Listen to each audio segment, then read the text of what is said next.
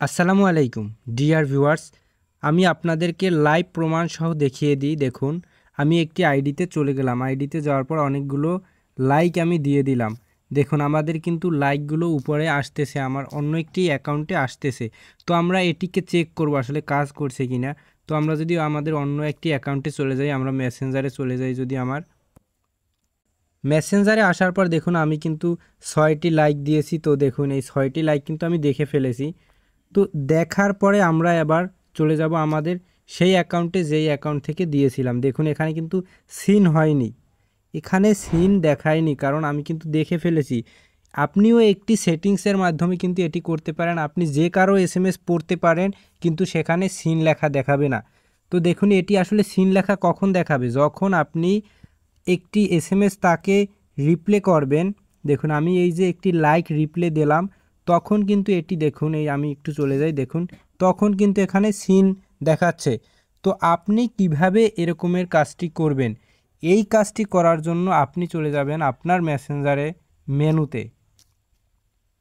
আমাদের লাইক অ্যাকাউন্টের প্রয়োজন নাই, ফেসবুক লাইকটা আমরা ফেলে দিলাম। তো আমরা মেসেঞ্জারে চলে আসলাম। মেসেঞ্জারে চলে আসার পর আপনি দেখুন নিচে যে মেনু একটি অপশন রয়েছে, জাস্ট মেনুতে একটি ক্লিক করবেন। মেনুতে ক্লিক করার পর প্রথমেই রয়েছে সেটিংস একটি অপশন, জাস্ট সেটিংসে চলে যাবেন। এখানে যাওয়ার পরে একটু নিচে স্ক্রল করবেন। নিচে স্ক্রল করার পরে দেখুন লেখা রয়েছে প্রাইভেসি অ্যান্ড সেফটি। এই যে প্রাইভেসি অ্যান্ড সেফটি, আমরা এখানে জাস্ট প্রবেশ করব। প্রাইভেসি অ্যান্ড সেফটিতে আসার পরে একটু নিচে স্ক্রল করব।